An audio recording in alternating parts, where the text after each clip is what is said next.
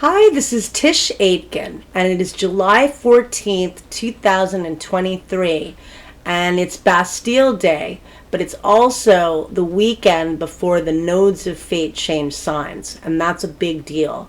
We're all feeling intense buildup. Many of us are having trouble sleeping because of big decisions we need to make.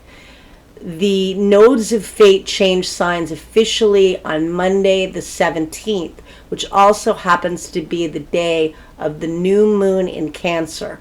The new moon is a time to launch new things. The moon loves being in Cancer, as the moon rules the sign of Cancer. But this is a moon for the misbegotten, because this is going to be a tricky one, an emotionally very intense one. We really don't have any air in the sky right now. We've got a lot of earth and water and some fire, more fire too.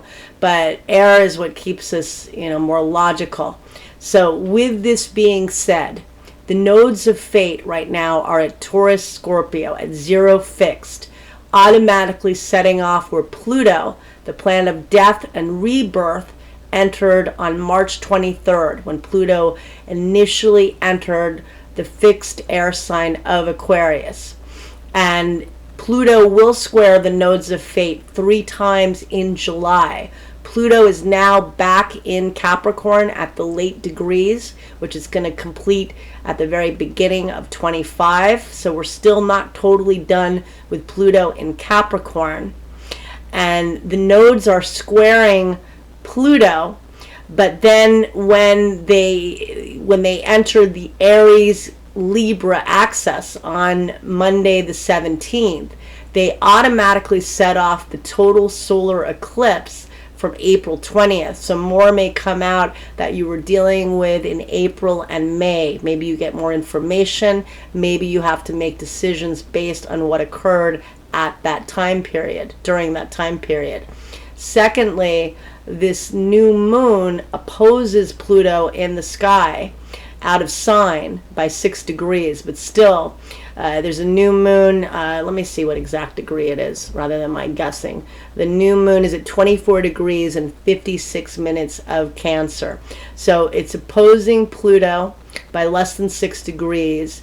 The new moon is squaring the nodes of fate out of sign, and so that's also intense. And Pluto's squaring the nodes of fate. And so in the new moon chart, there are a lot of endings. Saturn is still close to the world point in Pisces. It's a little less than, it's 6 degrees, and it's 6 degrees of Pisces. 7 degrees of the mutable signs is at the world axis. And in the new moon chart, Mars in Virgo opposes Saturn. That can be a roadblock. That can be an obstacle. The new moon is new beginnings, but it is opposing Pluto, the planet of death. That can be endings.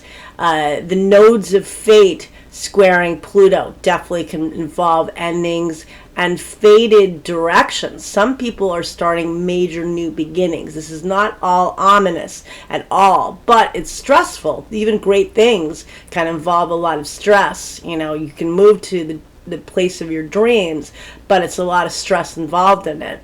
You can land your dream job, but there's a lot of work involved. So this is a big deal, and I do feel a lot of endings with this new moon. A lot of emotional energy too, because there really is no air in the sky right now. And we had both Saturn and Neptune station retrograde in Pisces, so now they're retrograde while we're done with their energy being heightened. But the Venus is slowing down. That's about to retrograde on the 22nd.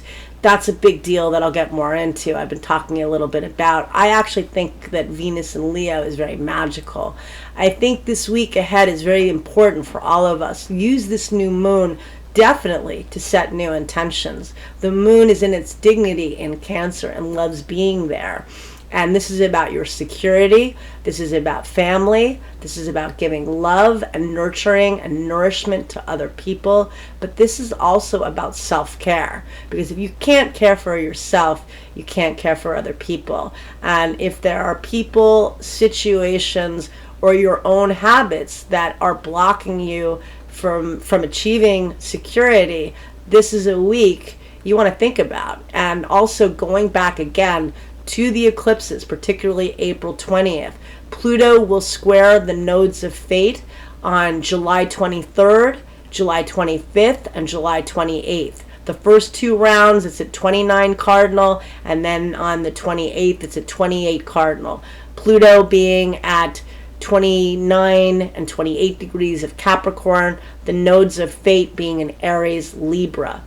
The North Node will transit in Aries from July 17th through January 12th of 2025. The North Node is where you want to go towards, where you're growing towards. And in this, as much as we have to focus on the collective, with Saturn in Pisces, with Pluto transiting back and forth in Aquarius, which is the sign of community, among other things, this is also a time to focus on adding your individual enthusiasm and contribution and courage, and be bold right now, but have courage and passion, because there is so much accessible to us if we get through this very sad time and heal together. Jupiter in Taurus through the end of May of next year, incredibly creative energy. Venus in Leo through early October, beautiful, romantic, creative energy, but focusing on what makes you shine. The North Node in Aries, being a pioneer, initiating new things. We need change. The universe is urging us to change. We have no choice. And change can be a great thing. It's not easy, but it can be a very good thing. And so this new moon, plant new seeds, set intentions. I've been doing a lot of manifesting work right now. So what I've been doing is I've been putting crystals out on my balcony to attract fairies and good energy with my plants. I spread a little bit of cinnamon in my corners after I clean, and on my front mat in front of my my apartment, so that I can bring in good energy, and that brings in prosperity. And cinnamon sticks, I have one in my wallet.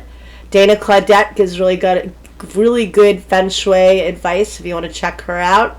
And so I put a cinnamon stick in my wallet, and I have some on my windowsills, and that helps to bring in positive energy.